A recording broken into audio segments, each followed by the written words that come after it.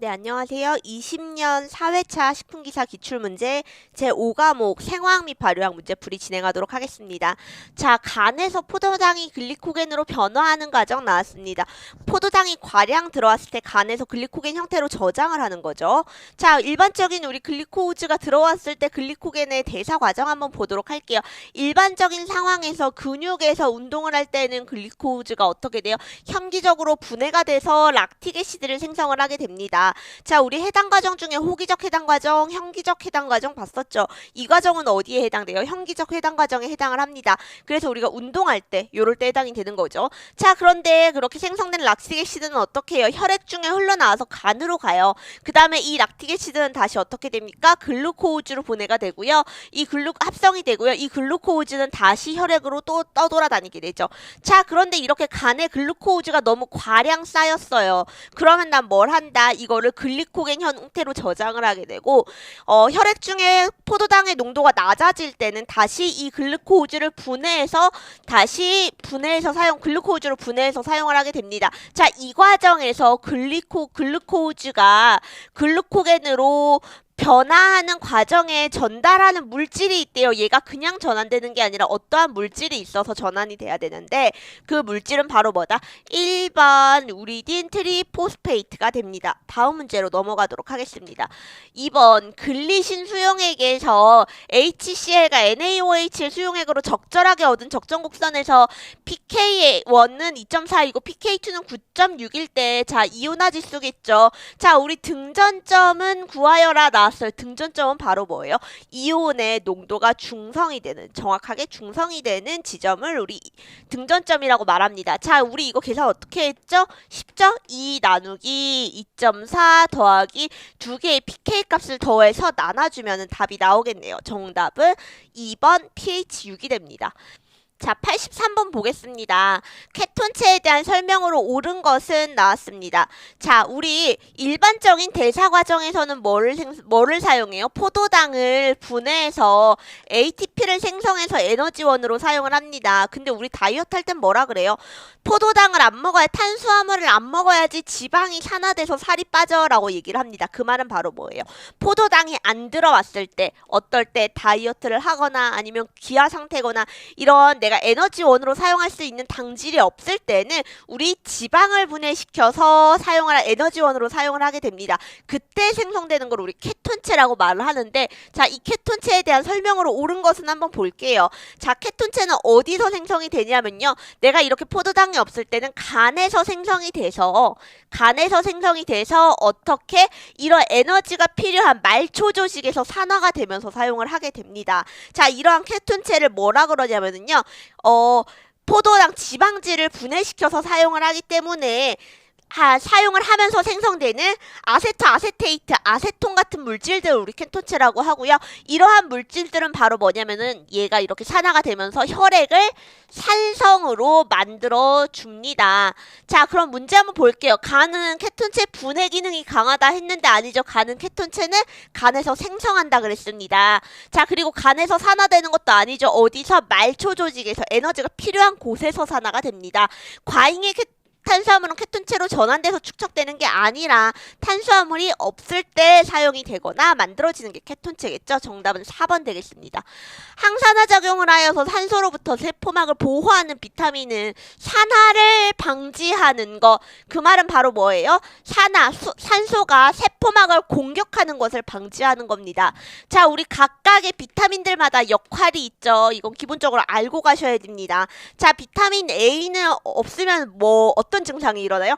야맹증이 일어나죠. 얘는 시력 유지에 도움을 주고요. 면역 강화 기능을 합니다. 주로 뭐가 많이 나와요? 시력에 관련된 물질들이 들어가 있죠. 자, 그리고 비타민 B 같은 경우에는 세포 내 물질 대사에 역할을 하죠. 물질 대사 그리고 조직을 유지하고 혈액순환을 유지하는 역할을 합니다. 조직을 유지하고 강화하는 기능이라고 생각을 하시면 되고요. 자, 비타민 D 같은 경우에는 우리 비타민 D는 어때요? 햇빛을 쬐면은요 피부에서 생합성이 됩니다. 비타민 D가 그래서 이렇게 생합성이 된 비타민 D는 어디에? 뼈나 치아에 저장이 되게 되죠. 자, 그럼 비타민 D가 부족하면 어떻게 돼요? 뼈가 약해지는 골다공증 같은 증상이 나타날 수가 있겠죠. 비타민 E가 바로 뭐다? 항산화 역할을 하는 비타민이다. 기억해 주시면 될 것 같습니다.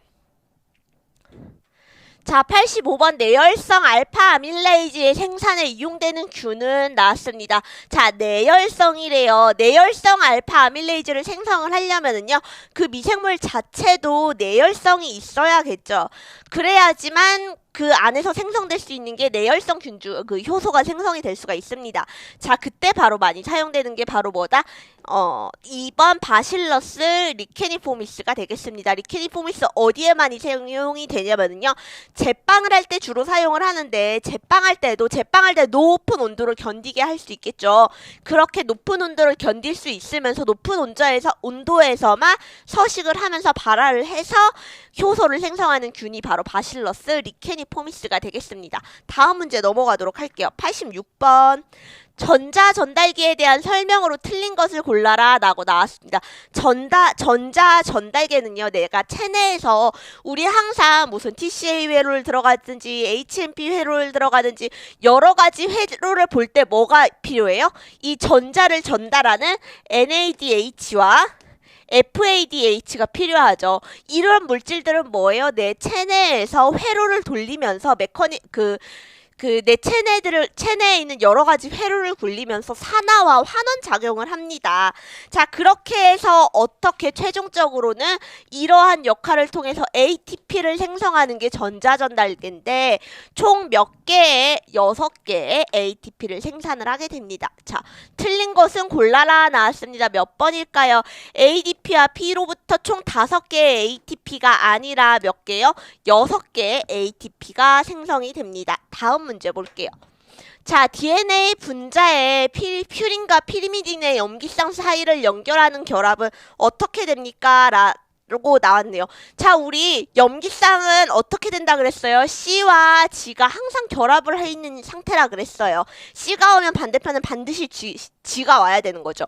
자, 근데 얘네들은 서로 어떤 결합을 하고 있어요? 서로 수소 결합을 통해서 결합을 하고 있습니다. 정답은 2번이고요. 다음 문제 볼게요. 식품 중에 병원성 인자 및 병원성 미생물을 검출할 때 RNA에서 검출을 하는 방법은 무엇입니까? 라고 나왔어요. RNA를 이용해서 검출하는 방법은요, 각각의 미생물마다 특이적인 유전자가 있잖아요. 그 중에서 그 병원성 미생물에 예를 들어 살모넬라는 어떤 유전자, 또 뭐 보툴리늄 같은 경우에는, 클로스트리디움 같은 경우에는 어떤 유전자, 이런 각각의 병원성 물질의 미생물의 특징적인 유전자를 내가 증폭시켜서 분리해주는 과정입니다. 자, 그러면은 내가 많은 미생물 중에서 어떠한 샘플이 있어요. 식품 샘플이라 그래요. 이거 김밥이라고 칩시다. 얘를 막 배양을 했어요. 여기 안에 살모넬라가 들어있을 수도 있고 안 들어있을 수가 있겠죠.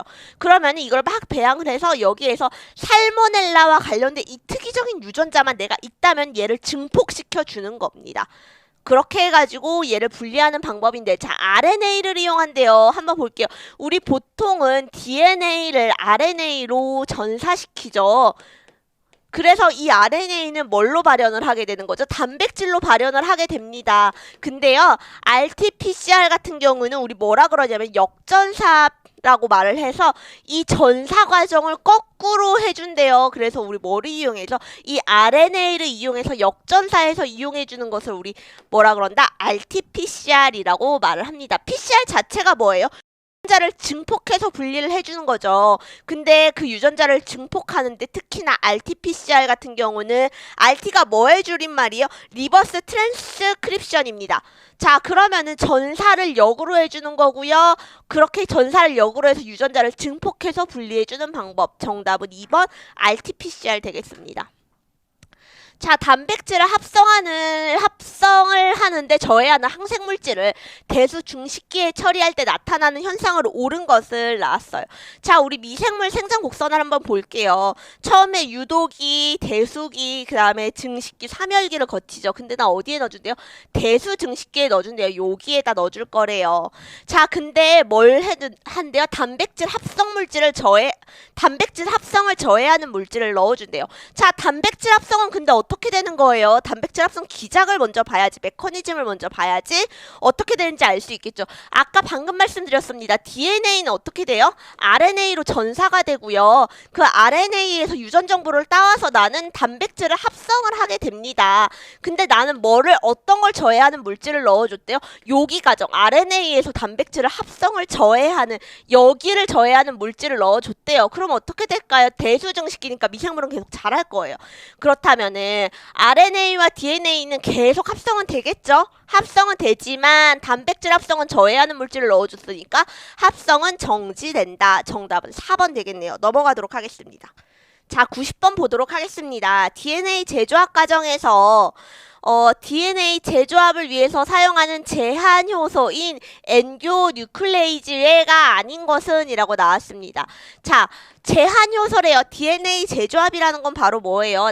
이렇게 DNA가 있는데 그 중에 여기에 있는 DNA만큼을 이걸 잘라내고 요거를 이렇게 없애버리고 밖에서 내가 필요한 DNA를 이렇게 제조합해서 넣어줄 거야. 그래서 새로운 물질을 만들어줄 거야.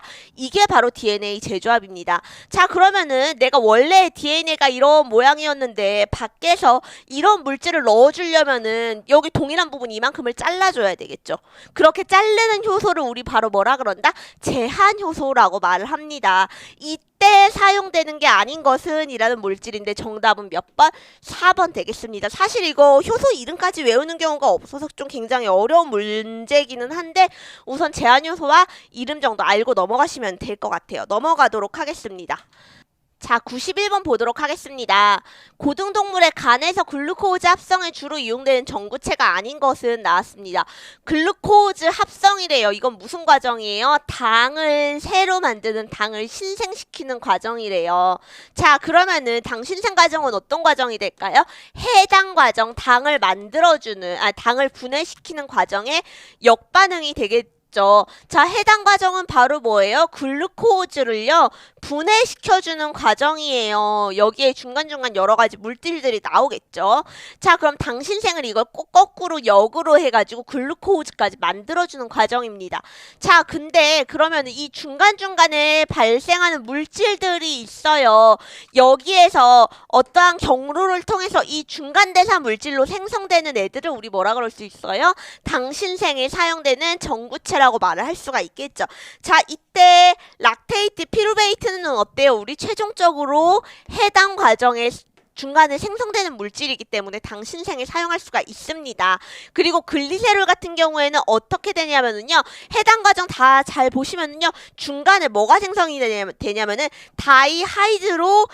하이드록시 아세트 인산이 생성이 되는데 글리세롤 같은 경우는 뭐예요? 요렇게 그 다이하이드록시 아세테이트를 아세트 인산을 생성하는 전구체가 됩니다. 얘네는요, 해당 과정에서 생성되는 물질이죠. 자, 그럼 정답은 몇 번이 된다? 3번 시트레이트가 되겠습니다. 넘어가도록 할게요.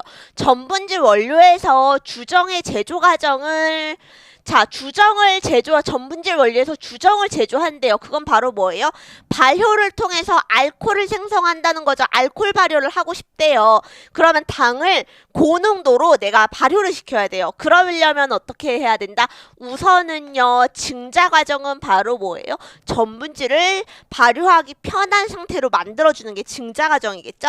그럼 1번으로는 증자가 들어가야 됩니다. 자, 그러면은 당화 증류 발효, 당화 발효 증류.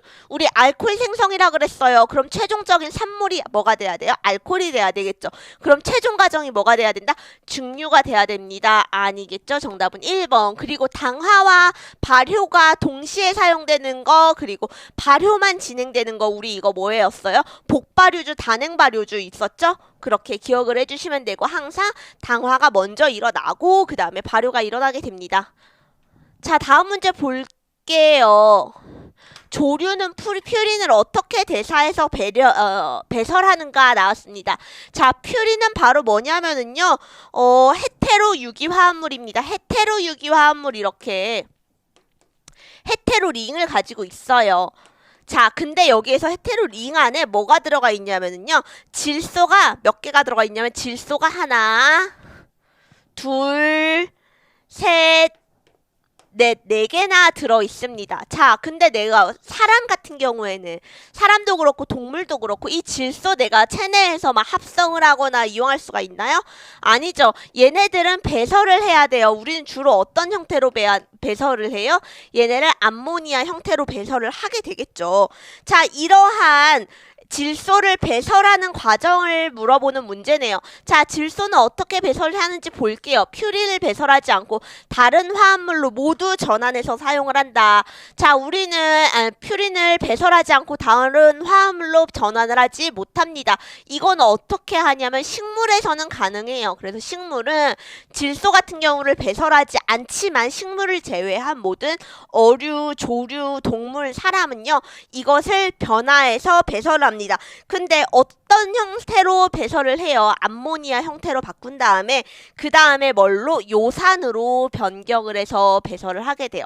자, 근데 하나만 볼게요. 요산, 얘가 어떤 물질이냐면요. 난용성 물질이에요. 난용성이라는 말은 물에 녹지 않는다는 말이죠. 내가 체내로 배출을 해야 되는데 물에 녹지 않아요. 그럼 뭘로 배출해야 되겠어요?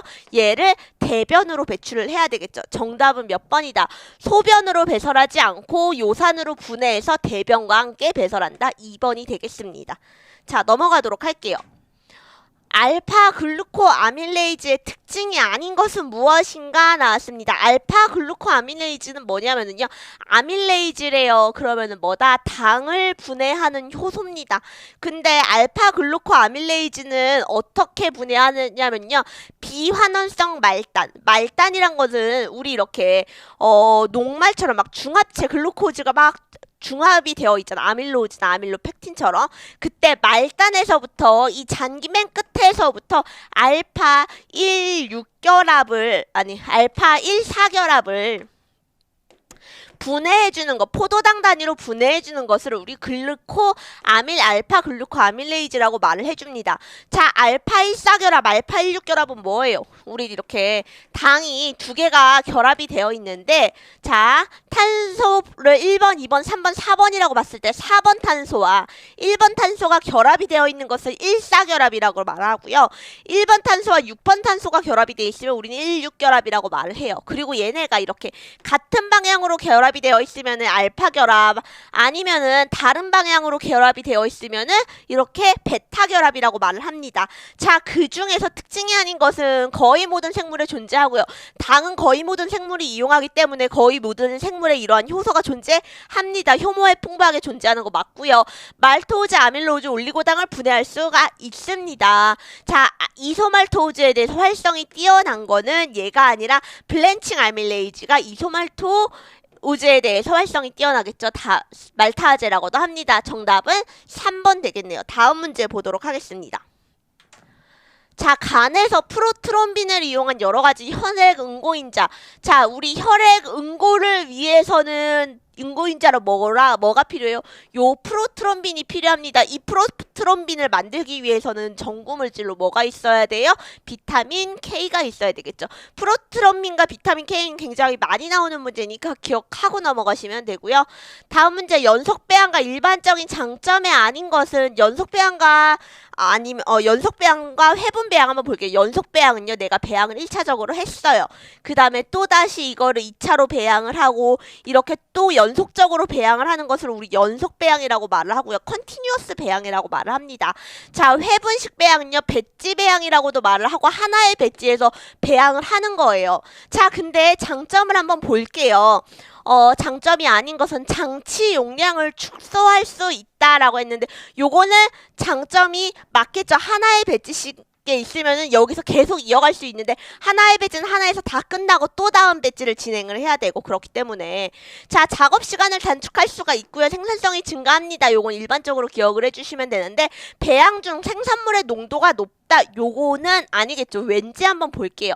하나의 배지에서 계속 배양을 시키면은 여기에서 모든 유지기, 대수기, 삼열기까지 쭉 이어지도록 계속 배양을 해줄 수 있어요. 그렇기 때문에 하나의 배지에서 생산되는 생산물은 굉장히 고용량이 생산이 될 수가 있는데, 이 컨티뉴어스 배양 같은 경우에는 배양을 완전히 시키지 않고 다음 배양으로 넘어가기 때문에 생산물의 농도가 훨씬 높지는 않게 되겠죠. 그래서 정답은 4번이 되겠습니다. 다음 문제 볼게요.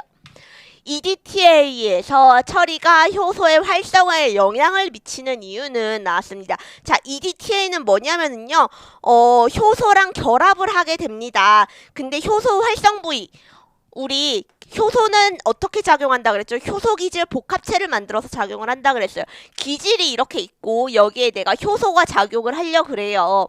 자, 그럼 이 기질과 효소가 결합을 해서 어떻게 효소 특이적으로 결합을 하니까 이 효소는 어떠한 기질에만 작용할 수 있도록 딱 모양이 맞게 이루어져 있어요. 근데 EDTA는 바로 뭐냐면은 요 효소 활성 부위에 금속 이온과 결합을 하게 됩니다.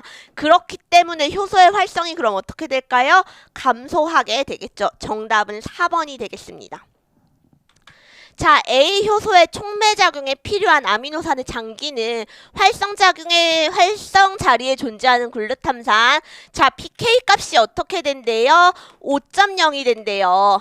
라이신은요, pK 아래 pK 값이 10.0이 되고, 자, 효소의 최적 활성을 나타내는 pH가 7.5였습니다. 그러면 이거 7.5 어떻게 나온 거예요? 우리 등전점 구하는 거 계산을 했었죠. 2 나누기 5.0 더하기 10.0을 하면은 7.5, 얘 등전점이 7.5가 됩니다. 등전점은 바로 뭐예요? 그 아미노산이 중성을 이루어지, 양성을 띠지도 않고 음성을 띠지도 않고 중성을 딱 띠는 자리를 우리 등전점이라고, 전하가 0인 자리를 등전점이라고 말을 해줘요. 자, 그러면 등전점 일단 한번 볼게요. 얘가 등전점은 7.5인데 여기에 있는 작용기는 pK 값이 5.0이래요. 그럼 한번 볼게요. 얘가 더 산성이죠. 수소이온은 어디에 더 많이 있어요? 얘가 더 산성이기 때문에 이쪽에, 작용기 쪽에 수소이온 농도가 더 많습니다. 그럼 얘가 굳이 이 작용기가 수소이온의 농도를 가지고 있을 필요가 없겠죠. 그렇기 때문에 글루탄산의 작용기는 수소이온이 없이 COO 음성 마이너스 형태를 띠게 됩니다. 자, 그럼 이거 한번 볼게요. pK 값이 얘는 10이에요. 주변은 등전점이니까 pH가 7.5라고 합니다. 자, 어디가 더 산성일까요? 수소이온의 농도가 어디가 더 높아요? 여기가 더 높겠죠. 그러면은 여기 있는 작용기는 굳이 수소이온을 이쪽으로 넘겨줄 필요가 없겠죠. 그렇기 때문에 얘는 어떤 상태로 존재한다? 라이신 같은 경우는 수소이온을 가지고 있는 상태로 존재합니다. 기억해 주시면 되고, 정답은 몇 번? 2번 되겠습니다. 스크로우즈를 가수분해될 때 생성되는 단당류는, 스크로우즈는 뭘로 이루어져 있어요? 포도당과 과당으로 이루어져 있죠. 포도당 한 분자, 과당 한 분자가 만난 게 스크로우즈입니다. 그럼 정답은 3번 되겠네요. 자, 마지막 문제 보겠습니다. 핵단백질의 가수분해 순서로 옳은 것은 물어봤는데, 자, 그러면은 이걸 가수분해라는 거는 뭘 찾으라는 거예요? 점점 작은 분자가 어떻게 구성되어 있는지를 찾으라는 거죠. 자, 핵단백질은 바로 뭐예요? 핵이랑 단백질이 구성되어 있는 게 바로 핵단백질이죠. 이런 단백질들을 뭐라 그래요? 복합단백질이라고 합니다. 단백질에 여러 가지 물질이 결합되어 있는 거를 우리 복합단백질이라고들 많이 말을 해요. 자, 그런데 그럼 핵단백질이 분해가 된대요. 그럼 뭐가 먼저 나올까요? 단백질 부분이 떨어지고 핵산이 먼저 나오겠죠. 자, 그러면 핵산은 다음에 뭐가 이루어지는지 봅시다. 뉴클레오티드는 바로 뭐예요? 인산이랑 염기랑 오탄당이랑 이렇게 구성되어 있는 거를 우리 뉴클레오티드라고 말을 하고, 이 뉴클레오타이드가 중합이 돼서 뭐가 되는 거예요? 핵산이 되는 거죠. 자, 그럼 그 다음에 나오는 뉴클레오시드는 바로 뭐예요? 여기에서 뭐가 제거되니? 인산기가 제거돼서 염기와 오탄당이 구성이 되어 있는 거를 우리 뉴클레오시드라고 말을 합니다. 자, 그러면은 뉴클레오시드에 뭐가 붙어야지만, 인산이 결합이 되어야지만 뉴클레오티드가 되는 거고, 걔가 중합이 되면 핵산이 되는 거고, 거기에 단백질이 붙어서 핵단백질이 되는 거겠죠? 자, 그러면 여기에서 뭐가 제거되면, 이번엔 염기가 제거되면은 당이 되게 됩니다. 정답은 몇 번? 2번이 되겠네요. 자, 이렇게 해서 문제풀이 마치도록 하겠습니다. 수고하셨습니다.